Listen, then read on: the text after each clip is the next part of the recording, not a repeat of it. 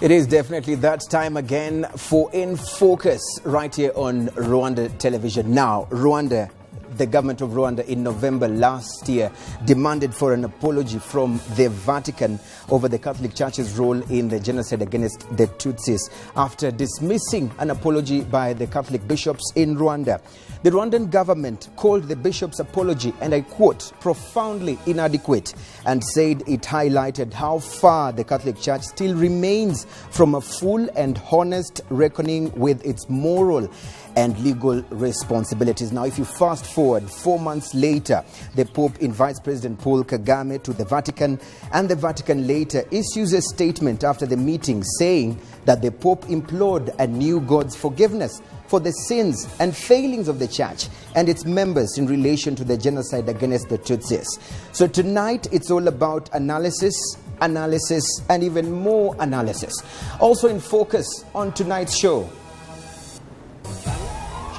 China. I have to have my China. China, because China. China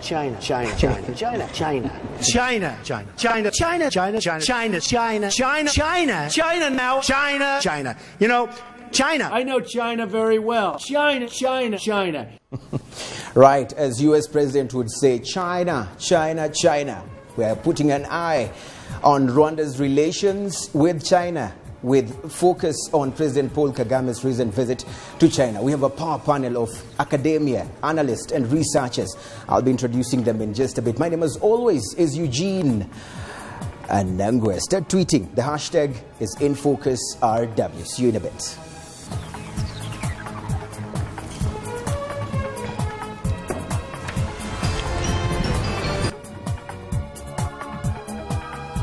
Right, so definitely from the intro that we've had right there, I just want to also introduce our power panelists right here on the program. We have Tom Dairo, who is a researcher and, of course, a scholar on genocide matters. Thank you so much for joining us on the program.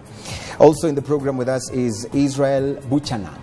You said Buchanan? Yes. Right, because this is something that many people, when they see your pronunciation of your name, they definitely would pronounce it that way. You are actually a scholar and also a senior lecturer at the University of Rwanda. Thank you for joining us. Thanks. Lonzen Rugira, thank you so much for joining us on the show. Thank you for joining us on the show. You're welcome. People say thank you. Thank you. My pleasure. Right. So, just delving deep into the subject of the matter today, especially on the issue of the happenings at the Vatican. Tom Dahiro, we've had your reaction. Online, on Twitter, you tweeted, and I quote, "Great step by the Pope, who begged for forgiveness for the sins and failings of the Church and its members in the genocide against the Tutsis in Rwanda." Lonzen, you also made a reaction on Twitter, and you said, "At least the Rwandan Church somewhat apologized. The Pope is simply saddened." Sadly, I've not seen your reaction online. Probably we'll start with you now. What is your thought? What is your reaction on this particular happenings at the Vatican? Thank you for hosting us. My reaction on that is that we say that this is the first step of which I can say that for the first time, a leader of a Catholic Church has made to make sure that he can come up with apology.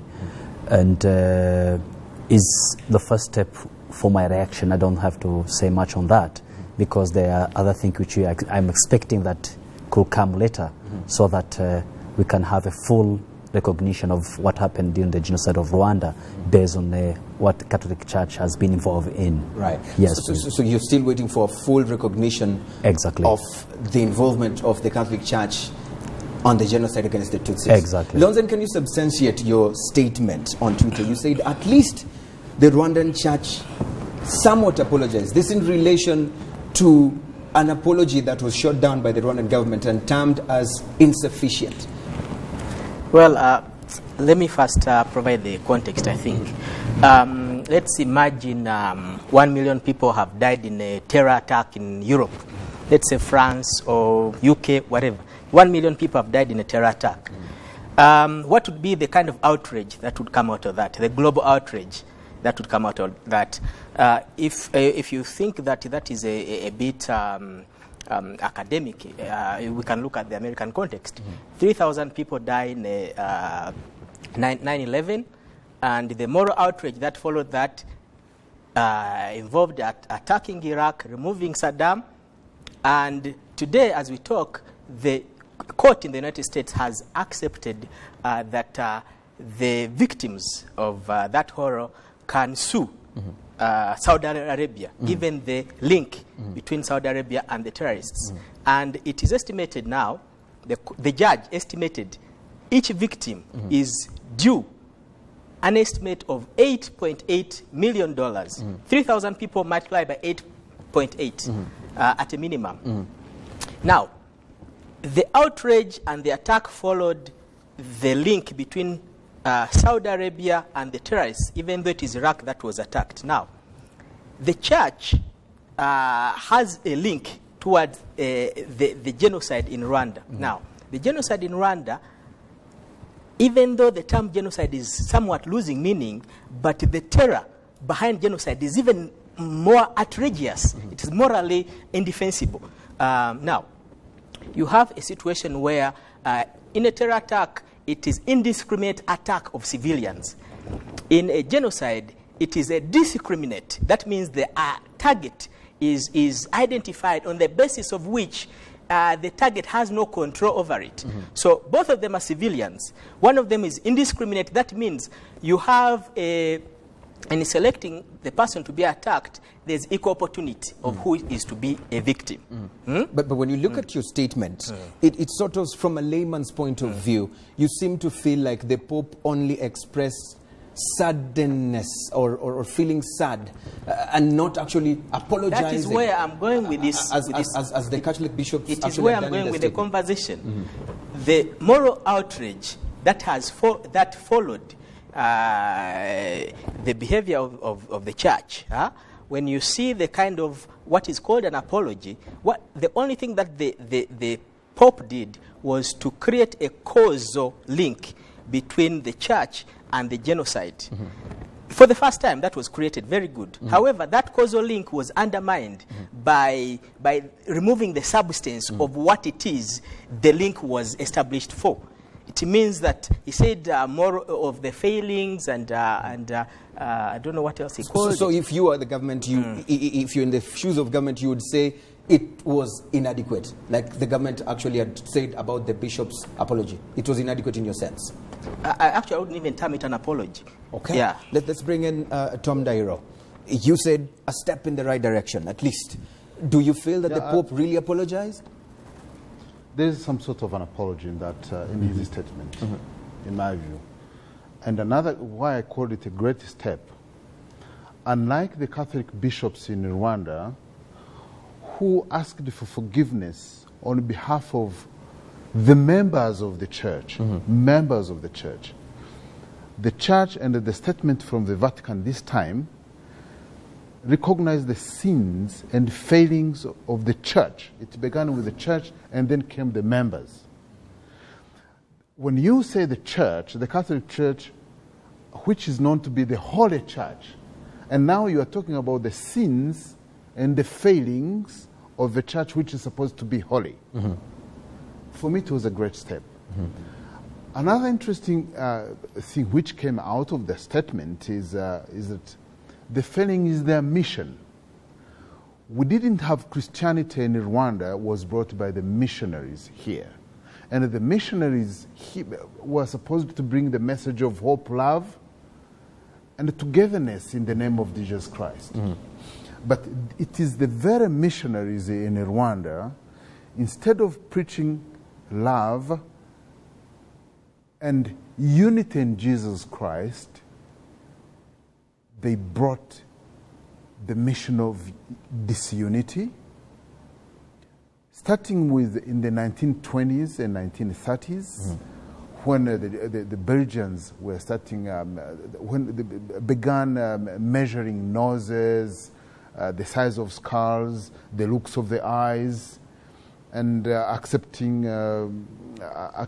the introduction of identity cards with races, not even ethnic groups. And then just come to 1957, March 24th. It is 60 years today, not today, a few days ago. The Manifesto de Wahutu was introduced. Actually, it was drafted edited, and given to nine guys who called themselves, by the way, Christians. The Manifesto Bahutu, as you remember, it was signed by guys who called themselves good Christians. Now, moved to 1959 up to now, it was a failure of the mission.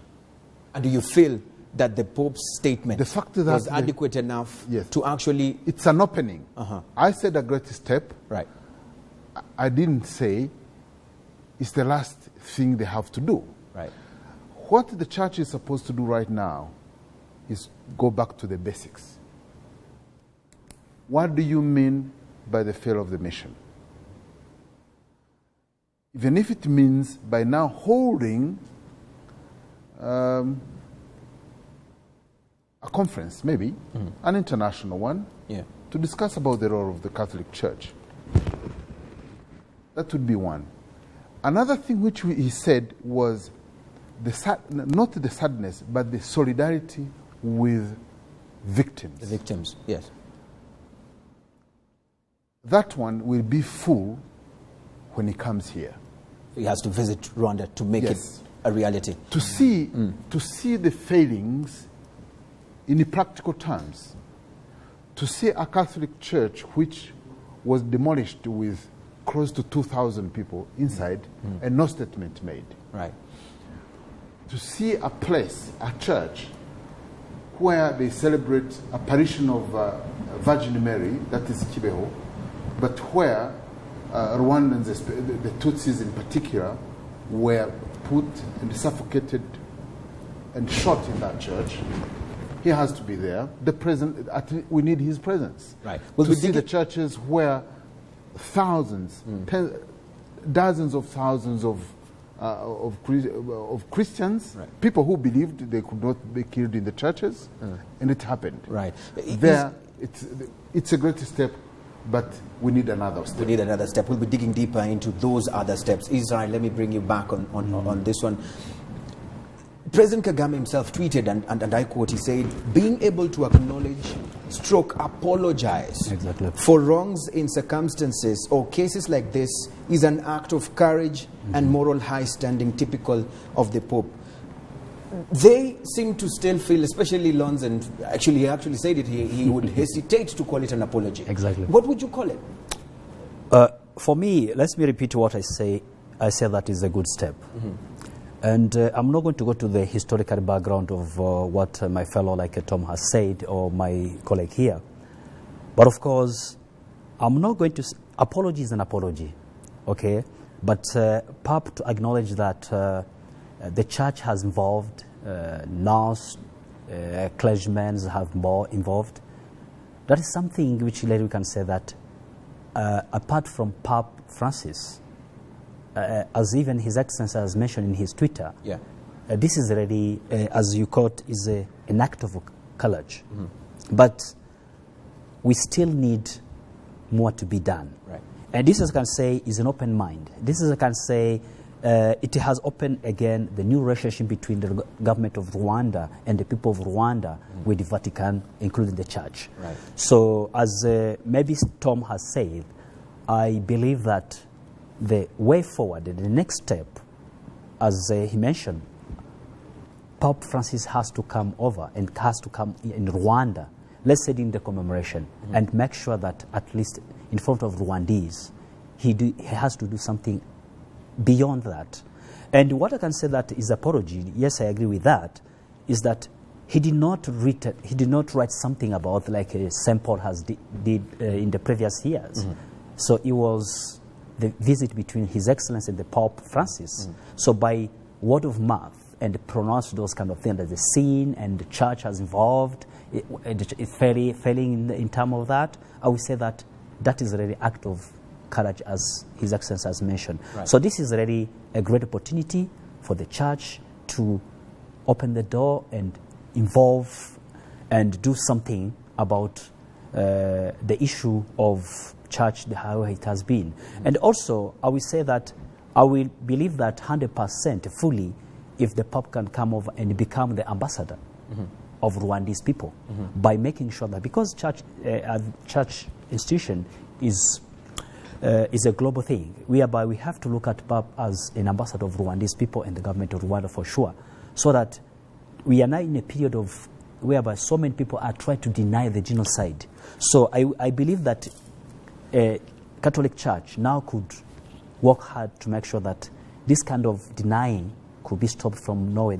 They should play an active role in fighting genocide denial. So that's why we can say now we are fully 100% that the apology is really what they mean. Right. Otherwise, we could look at next time maybe it could be forward back, which I don't wish to see those kind of things. So it's a great thing, and it's a good step back to make sure that Rwanda is moving forward to open the relationship with the Catholic Church at the same time. Just to be clear, you said an apology is an apology. So Yes. for you, you can categorize it as an apology. As an apology, Right. but not 100% Not for 100%. sure. So still have to. Yeah. Yes. Lonzen, before you actually even add on to what you want to say, the Pope, actually the Vatican, took it by themselves or upon themselves to invite President Kagame there. And some people would say that's already goodwill. Yes, thank you. Fine, that's good. However, it seems like we are too eager to get forgiveness from the Vatican. And because we are too eager, we are willing to take whatever is given to us. And then the extent of the injury caused to our society should determine the kind of apology we seek. We should not be prepared to take any apology we get from the Vatican. And therefore, as a result, the nature of the apology that was given to us was, to me, a comment, a note of sympathy. So we are sympathetic of what happened to you guys, as if the Vatican has no direct role in it. Therefore, given the direct role, even the historical role in the harm that was done, the kind of apology that was given was not commensurate with the harm that the church has done on this society. What would be adequate in your sense? What would be adequate is acknowledging the harm done, identifying the harm done, identifying the actors in the harm, and providing for reparations and allowing room for accountability of the individuals involved, as well as the role of the church on all it takes to restore the society. Because the whole idea that we should get an apology from the church as if we are the only Rwanda is the only side that requires an apology. The church restores itself by apologizing to Rwanda. The church, as we stand today, the Catholic Church, has lost moral ground in this society. By apologizing, it regains the moral ground. Therefore, the apology on the side of the victims and the descendants and our society in general is good in terms of the people who took part in the unfortunate genocide in this country are able to account for what they did. And in turn, we may grant them the apology based on the sincerity of the apology. Up to this point, I'd see no sincerity in the apology of the Vatican. Right. Tom, the president actually points it clearly there, that it actually takes courage, and high moral standing to actually take this particular step. In November last year, as we did on the intro, the bishops in Rwanda actually sent a statement which was shot down by the Rwandan government, and that was when the government demanded for an apology from the Vatican. Is it true what Lonzen is saying, that probably we've been waiting for too long, that we are ready to take in anything that comes our way? For the media, we've been waiting for that breaking news. The Pope finally apologizes. Is this the situation from your background as a scholar on genocide matters? On one side, I agree with Lonzen. We shouldn't be taking it for as just a good offer. It isn't. But I call it a great step, bearing in mind what the Catholic Church is and how it operates. When I said it is a great step, one, there was a recognition that church as an institution committed a sin by not doing the right thing and leading to a crime of the genocide. Another thing which we know is that the Catholic Church, in a way, like for us Rwandans and Africans, there is a tendency of not in giving the right thing. In 2010, I think it was Benedict XVI who offered apology to victims of sex abuse. The message to them was so profound as compared to the message we are getting today. But for me, it's just a very good beginning. It's a very good beginning. That it's a recognition that something seriously wrong, the church was involved in it. The word church is in that statement. We know how many years they took for the Catholic Church to simply recognize that they killed Galileo Galilei, who said the truth. And most of the stupid guys who killed him didn't have anything to offer as an alternative. He said the truth, and they killed him for the truth he said. And it took so many years, and I think it was in the year 2000s or so, to say, oh, we are sorry, Galileo was right. But why does it take this long? Someone tweeted earlier. Excuse me. Did it have to take this time? There are other things for which even this insufficient statement in London yes, was to come up. It is insufficient, yes, but it is a step. Can I substantiate? Yes. Let me substantiate the step that was taken. The step that was taken is such that it's so minimal to the point that it is, prior to this step, it was a dialogue of the deaf. People were talking, but nobody was hearing the other. The church was saying something about the genocide, we were disregarding. The government was saying something, the church was disregarding. Now they talk. It means that now there are people who are hearing each other. The only step that was taken is it has removed the conditions where there was a dialogue of the deaf first. And that is the greatest achievement of the whole thing. And that can be called progress regarding of how much you think the value we can attach to How far we should No. go. Regarding on the value we think we should attach to the kind of apology we are due.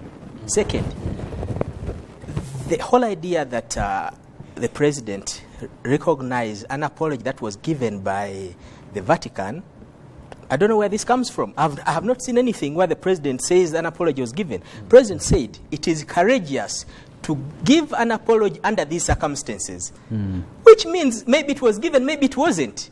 So you feel... Yeah, why are we ascribing meaning? He wasn't clear whether it was actually an apology. We are ascribing meaning to what we think the president said or what he meant. But what he stated is that it is courageous to give apology or whatever the terms he used, but it is courageous under these conditions.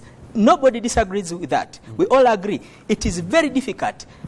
I just pointed to you the predicament in which the Pope finds himself, a difficult predicament. And maybe that's what the president was recognizing, the courage and the difficult circumstances in the predicament. The Pope has a situation where if he recognizes the direct role of the church in the genocide here, I just told you in the United States, they are paying reparations of $8.8 million per victim. 3,000 victims. We have 1 million victims in this country. If the standard is 8.8 million times 1 million, how much is that the Vatican is going to be paying? Secondly, you may even remove the direct role of the church of all the 1 million victims. Yes. However, given the argument that Tom is advancing, and we agree that the church has imbibed the intent to destroy as a solution in the society, therefore, it is accountable to a large extent to the entire 1 million people who died. However, even though we didn't take that as a standard, and we just go with the people who died in the church, the people who were lured to death, and we account that figure, and we ascertain a monetary value to the reparations that would follow a moral acceptance of harm caused. the church would be in a very serious predicament. Therefore, the moral recognition of the failure is attached to a material responsibility, which will come in terms of reparations. And therefore, the church as an institution is very sensitive in committing itself, and therefore it is understandable the predicament in which it is. Maybe that's what the president meant, that it's a difficult circumstances. Right. Why do we say that he meant it was an apology? Right. So could this be the reason why it's actually taking too long for this to come? Yes, as we near going for the break. You yes. see, from what happened in Vatican recently, a few days ago, for me it's a sign of hope that we should get more. More, exactly. That's the thing. But did it have to take all this time for us to start seeing the signs of hope to get more? Like the reason or the question here is, why is it taking too long? What's too difficult for the Vatican to do what he says? It's because maybe you are expecting more from them. Right. I wasn't expecting very much from that side. And that's the problem. I wasn't expecting much. So many crimes were committed by the church in the past. And it took hundreds of years. Even more, almost 1,000 years to have that recognition. Yeah. Now, for me, what I'm expecting from Pope Francis, who has at least made several statements that are so revolutionary, including, for example, that he says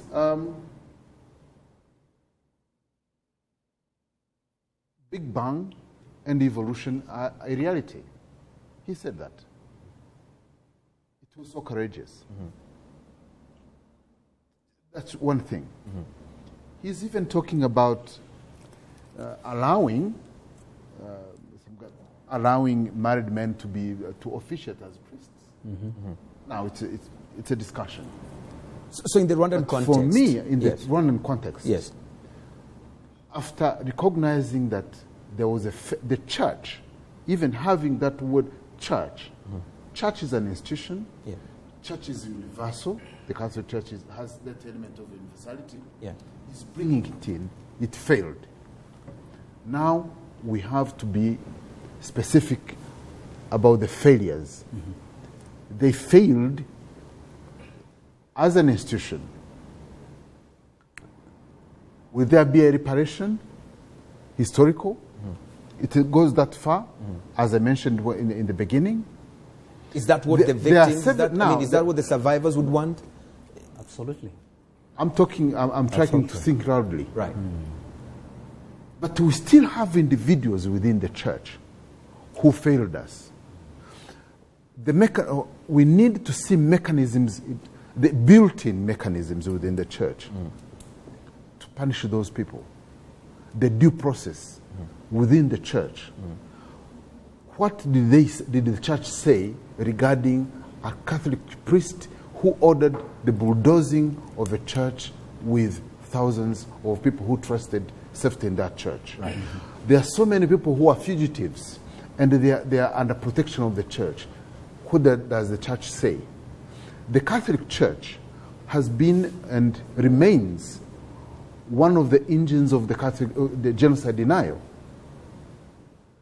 They protect, they peddle, they influence the genocide denial that has been going on. Will that stop? What will they do regarding that? Right. As you pose those questions, it's important. Let's bring in our audience that is actually watching us. And of course, what I'm doing tonight on the program, I'm just following the tweets that are tagged in Focus RW. It's easier for me to be able to get them. So just tag your tweet in Focus RW. The Twitter hashtag is actually on your screen right now. Just add that to your tweets and it will be easier for us to track them. I have Claude Nwayezo who says that still the Rwandan government is facing a serious issue of accommodation to the survivors of the 1994 genocide against the Tutsis. The Pope must do something. Do you think these are some of the little actions that probably would go a long way in actually making people accept this apology? Exactly. To say so? Exactly. That's what I was trying to say even since the beginning. As I think we don't have any different in terms of making sure that even though we accept this apology, but that's a step forward. Yes. This is the first step. So it's not a fully 100% that you can say this is apology, because we don't beg for the apology for the church. As my colleague was saying, what I'm trying to say is that we really want to make sure that after the visit of His Excellency in Vatican and the statement made by Pope, we want to see more things could happen. Right. Okay, like the way we say, as that gentleman mentioned, that he want to see the Catholic Church involved in the building because our genocide survivors are facing a lot of challenges. It's not that we are begging to do that. Yeah. Okay. Otherwise, I will connect it with what my colleague was saying, that why always when there's these sexual offenses in the United States and in Europe, the Pope will come and apologize for that. If there is any September 11, so you're reading double standards in this case? Absolutely. Perfect. We're going to read one more tweet right here. Getting a trim and guess of what's happening on Rwanda TV in Focus is actually on. Very interesting debate about the Pope's apology. I'm with Lonzen so far. This is coming from Eric Wanke. Keep those tweets coming. Of course, we had those that actually came earlier. Let me just bring them in and then we'll be able to come back on that. We have Garukino at Garukino who had actually said, kuomba radhi ni mojawapo ya maadili ya Kikristo. Okay? Kwa maana hiyo kanisa ya Kikatoliki imetekeleza hilo ingawa imechelewa. France should do the same. This is what someone had actually tweeted earlier on. We're going to take a short break. Yes. And when we come back, we'll pick up from this and move on. And also we'll be able to touch a bit on the Rwanda-China relations. Of course, we had China. We'll be hearing your thoughts on this one. Stay with us. In Focus RW, that's the hashtag. You can tweet me directly or even fail to do that. But all you need to do is simply add the hashtag InFocusRW. We'll be back in just a very short while. Stay with us.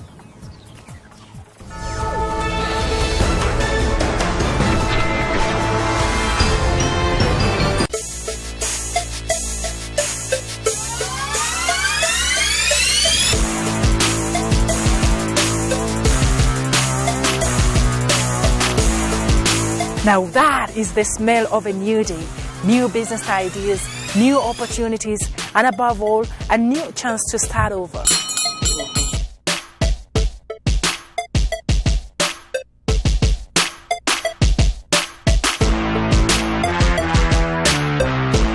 Forget about the news.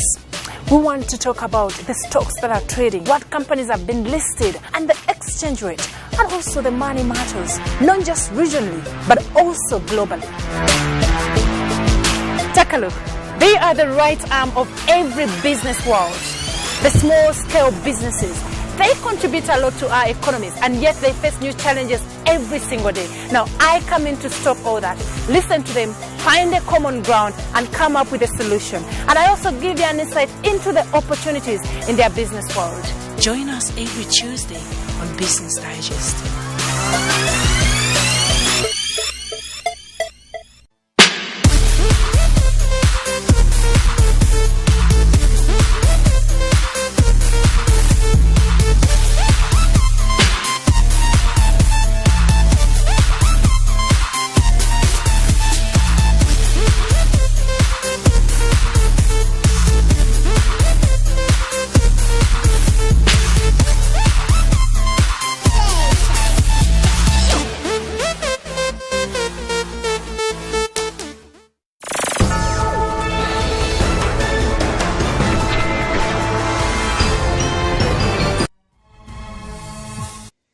Right, thank you so much for still being with us. My name, as always, is Eugene Anangwe. We're right here, and of course, what we're debating tonight and having analysis on is the Rwanda-Vatican relations. Of course, in just a bit, we'll be talking about the China-Rwanda relations in line with President Paul Kagame's recent visit to China. But of course, we have our analyst right here, Tom Dahiro, Lonzen, and of course, Israel is also here with us. Just before we went for the break, we were reading some of your tweets. Keep them coming. I'll just be coming back to them in just a bit. Lonzen, you wanted to actually jump in before we went for the break. I want to talk about the dangers of low expectations. Yes. If we set our standards so low, we risk receiving in return minimal apology. And the minimal apology is this, that it means that the church will not go or facilitate, it will continue to protect the nuns and priests who took part in the genocide. It will continue to support, or it will continue to keep a blind eye on the genocide denial that's taking place within its institutions. It will continue all manner of malfeasance that goes with the genocide, with the genocide against the Tutsi. Therefore, we have to set our standards high. And why do we set our standards high? Because we recognize the harm that was done to our society, and we think that we as a people have moral agency that has to be commensurated by actions of those who offended us. Therefore, we cannot accept anything as an apology. Right. So we should never settle for less. This is One what more you're point, actually one more saying. point, Yes. please. Yes. If we set our standards so low, we undermine our moral agent in chief, President Paul Kagame, when he goes in those engagements. So we have to set our standards so high that our moral agent in chief represents us in such a manner that we are represented and that we are acknowledged, and that the harm done to our society is acknowledged, commensurate. But you see, when you bring that issue of the setting our standards high, and yet Israel and, of course, Ndairo here and others, Ismail, sorry, are ready to accept if the Catholic Church comes and builds some schools and some homes for survivors. Does that really make sense? Does that really make sense? Ismail, you say you're ready to accept and feel that that is actually a good step, and he says we need to set the bar really high. Good. And is that thing that I'm going because I say is a step forward for apology? It doesn't mean that I'm 100% say that is 100% apology. Right. I think that's why we are together in the same pot. But of course, I will keep saying that, as he mentioned, my colleagues mentioned, we want to see more. Okay? And I think we trust our president, okay, in terms of saying that this is an act of courage, which means Pope has did something. And I like what Tom has saying in terms of the coming out with. Now, I think this is the first time Pope has accepted the church involvement, because most of us were relying on the members, like it was individual thing. And nuns. And Yes, nuns. yes. So that let's go for the nuns, for Mr. Thomas, Theophile, and so on. Yeah. But for us as Rwandese, we want to fight to make sure that church as an institution, as Tom has put in historical background, right, a lot of people have died in the church. Right. We want to see the institution as the church is concerned to be part of that's it. what lacked in Tom, the, as we in the jump into bishop's statement. slowly jump into that, it's important as we slowly slide away slightly out of this particular topic is what exactly would you want, based on your research and engagement with survivors and what you see even as a Rwandan yourself, what would actually make it something that will actually end up being seen as a real apology at the end of the day? To start with, I'll let the issue of reparations in the hands of Lonzen. He can make a good case. But for me, to begin with, I would like to see the church leaders who are involved on this to face justice. Exactly. 2, to see the Pope coming to physically show solidarity with the survivors, Right. and recognition of the wrongs they did against our people, and even against our past. The racism and racism overtones that were planted in this country, the Catholic Church was fully involved. So we need specifics. There was a general statement. We need now to deal with the specifics. To deal with specifics. Lonzen, the mentioning of the church as an institution is finally done. What next? Where do we go from here in terms of that issue? First of all, we disagree there. Because I'm telling you that he's saying that a major step was made in the church's recognition of its involvement. The question is involvement in what? And that's where we were left hanging. Involvement in failings and whatever, that's not what the church was involved in. The church was involved in genocide. Let's be clear about that. By recognizing that the church was involved in genocide, it sets clear the path of moral reparation from the side of the church. If we keep the standard so low that there was recognition that the church was involved in it is like the people who are asking for for during the confessions, we went there and then the things happened as then people died, just as if people died from nowhere. And then someone wants is giving a confession and saying that if I confess to everything, how sure am I that my sentence will be reduced? Yeah. That's the thing. Yeah. We have to substantiate what the Vatican recognized, and as I speak today, it recognized nothing. But you see, you said earlier on we need, a commander-in-chief or someone who's going there to negotiate for us in this sense. Yeah. Who should do that now? President Kagame has just left the Vatican. He's not there anymore. Do you feel that he really did represent the views that you're trying to say here in terms of now coming out with the things that you're talking about? Of course, it's very difficult to know exactly the nature of the conversation they had. But what I can tell you from the communique that came out of it, the communique does not show that the church acknowledged its role in the genocide, and that the church, given the tone of the communique, it's not clear that the church is ready to begin the path of repairing the harm it caused to the extent it caused it. Therefore, to say that the Pope is going to come to Rwanda, I don't want the Pope just to come to Rwanda. Yeah. I want the Pope to come to Rwanda with a substantive agenda. And that substantive agenda recognizes the harm that the church has done to this society. Right. Yes. Rugeni says that we are actually ignoring Vatican's role. Vatican, not the church. Vatican's role in the genocide against the Tutsis. She actually says, shouldn't you include it? Why the church only, not Vatican? When you say the Vatican, I'm not quite sure whether the Vatican at this time, Yeah. it failed to control and to punish its own people here. Its own people, yeah, that's right. For me, that's their responsibility. Yeah. Because we know who did what.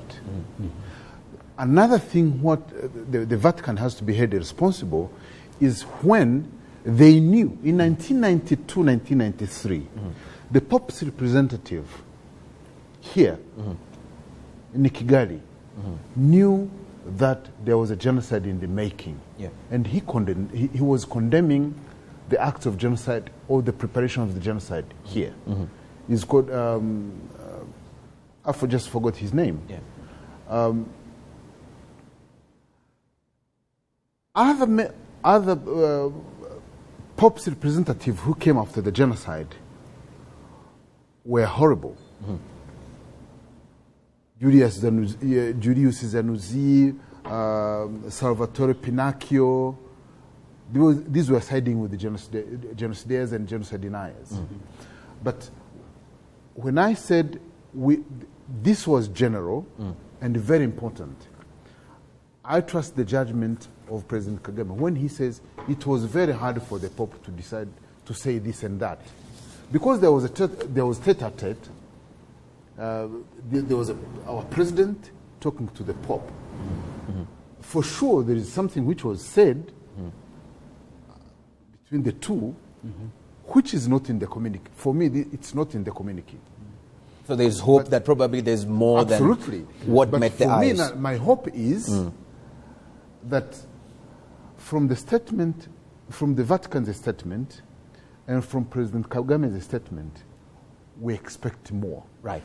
And that more means it's from the general terms to specifics. Right. And the specifics would be the role of who did what and who should be held responsible for what.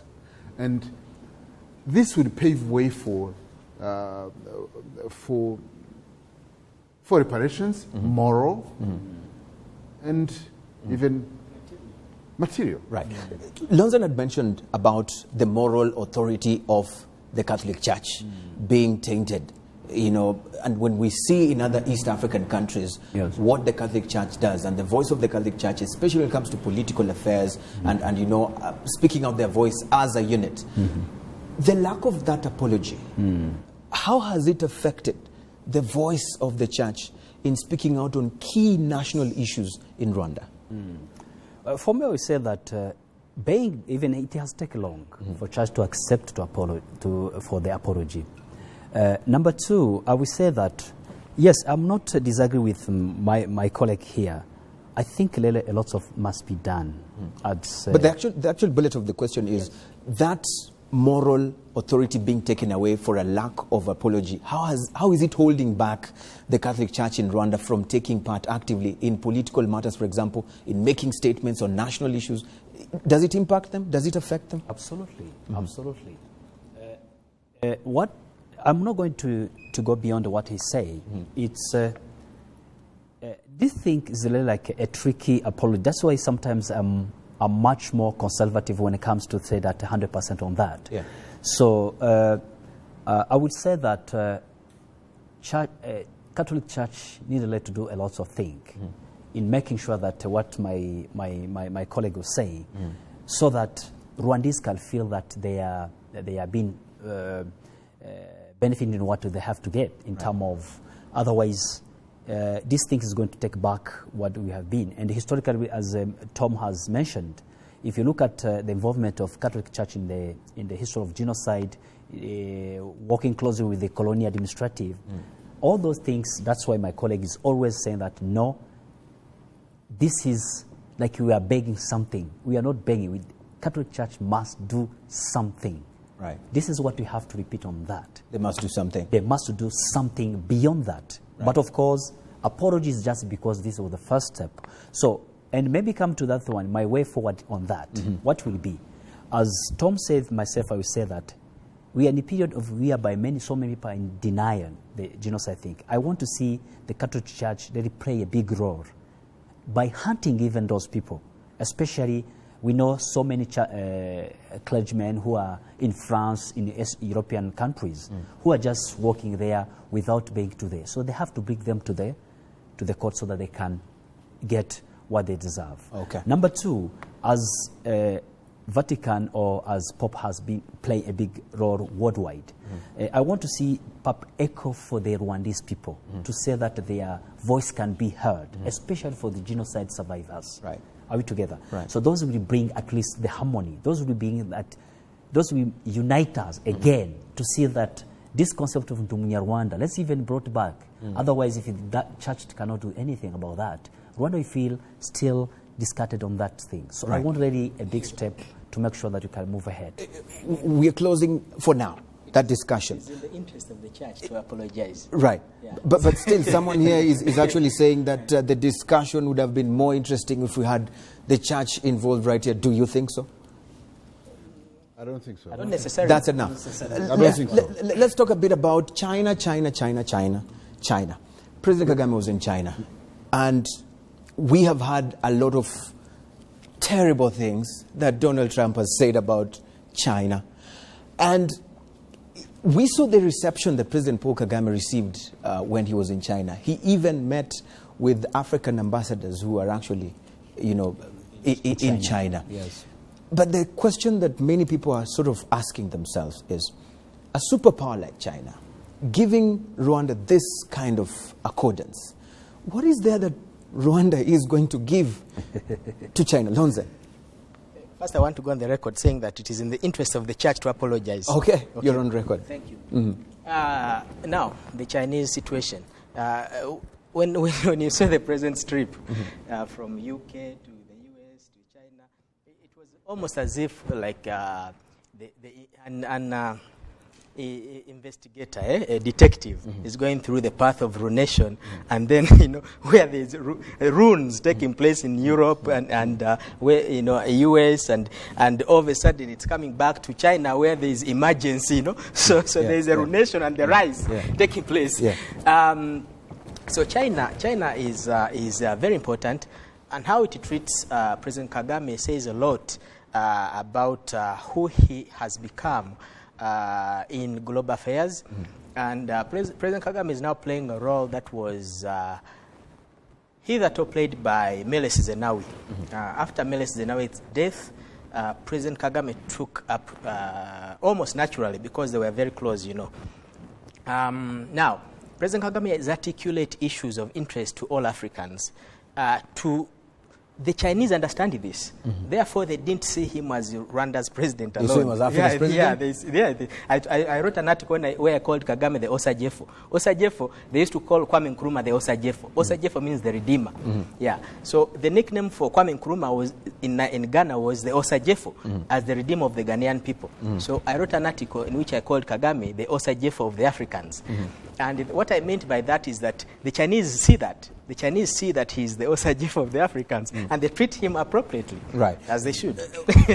You take in the same thing. Yeah. In the same thing. We look at our leadership in Rwanda, how President Kagame has already brought from after the genocide until now, and he did not even limit himself in Rwanda within, even outside of Rwanda.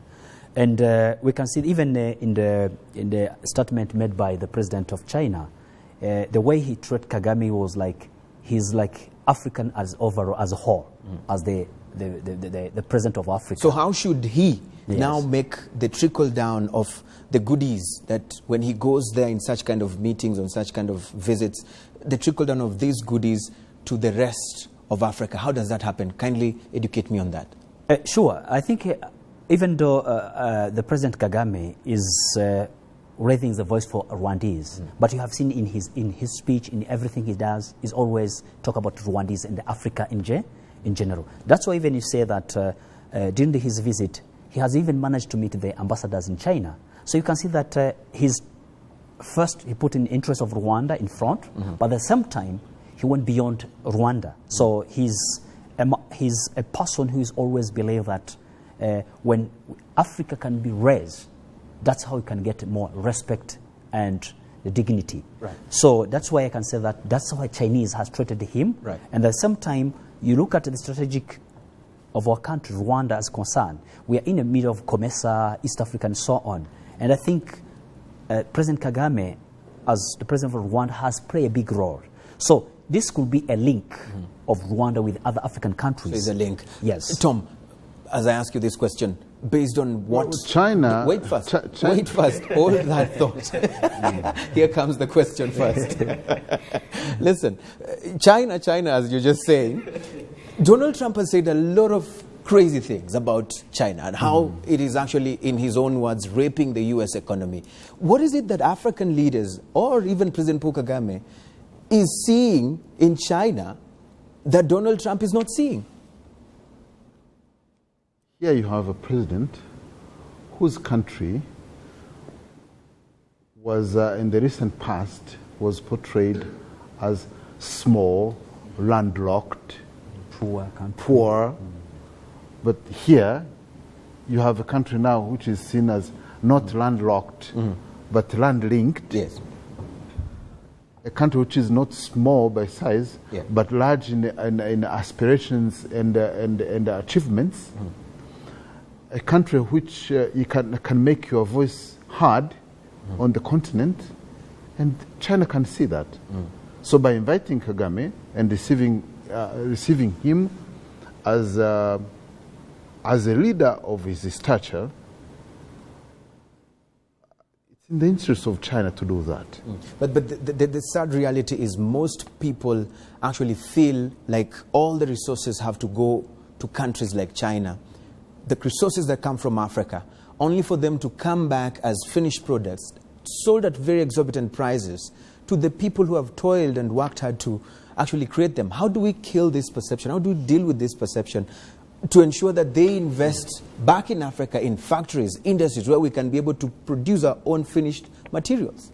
I think China has shown the difference between how to become with a mutual benefit when it comes to the European countries. You see, like when you get what you call development aid from European or American so on, they give you something, but behind they have to come out, does your country have a human right respect? Does your country have... they overlook that. Yes. But Chinese, it's a win-win situation. Right. It's a win-win situation. Whereby they are targeting to make sure give and take. We give you and we Isn't that share dangerous? the same thing. Isn't that dangerous? A dangerous approach? We shouldn't celebrate the fact that the Chinese don't ask about human rights or governance. That's not an issue for celebration. The issue is the hypocrisy with which the West talks about human rights and governance. That's the issue. Now, the West is so ideologically integrated into the African political economy to the extent that undoing some of the harm that is integrated is much more challenging. Yeah. And the Chinese, given the new entry and the fact that they're not as integrated into the socio-economic fiber of our societies, we are able to manage them in such a way that it is not as energy exerting to deal with them. So the West, they kind of understand us. They know our weaknesses. They know how to manipulate us. They've been for us for so long that they know our weaknesses. They can manipulate us and exploit us. The Chinese, we can do in such a way that is less manipulative, and I think we prefer that. Okay. We have been but I told think that, some of that those we have really little time left. That's the sad reality of this show. Very interesting, but when it starts getting heaty and messy, that's when the time actually runs out. Closing remarks. Basically, just for this panel, of course, the conversation continues always online. Your closing remarks, especially back to Rwanda-China, Rwanda-Vatican, as we go. Rwanda-China, from what I followed, both countries' interests were discussed, and at least even a pen on paper. Rwanda-Vatican? Rwanda-Vatican, a great step, but much more to be done. The same thing, I think, I prefer that win-win situation within Rwanda and China, as far as President Kagame has visited China, and what showed that how we expect more from China as the way they welcome our president. Right. But when it comes to the Vatican, as I mentioned as well, I think they still a lot of things to be done by Vatican to make sure that Rwandese can be getting their dignity and genocide survivor can be taken over and taken care of for everything. So they have to accept and apology openly so that Rwandese can feel that now the cooperation between Rwanda and Vatican could go further. That is the future expected from the Vatican government. On the Chinese, the issue is that we have to recognize still that Africa contributes about less than 3% of global trade. So if we are dealing with the Chinese, it is like if you run a marathon the winner of the marathon runs in 45 minutes, but you run it in 10 minutes. And then you come to seek for pointers on how to run a marathon. So there's a lot of gap to be filled there. Second, on the Vatican, the Vatican either come sincerely or don't come at all. Finally, the meeting that the president had today in IPAC in the US was most significant of all the meetings he has had this month. Right. Yeah. So that is probably worth its own discussion. But it was key for Rwanda, and it was key for the future of Rwanda. And any analyst, political analyst in this country or in this region needs to pay attention to what took place in America today. Right. Very interesting that you brought it up. It was actually one of the issues that we were supposed to analyze, but time-limiting factors, of course. Gentlemen, thank you so much for making it on the program. And, of course, talking of apologies, I apologize to the two of you for coming at 9 a.m., yet the show is 9 p.m.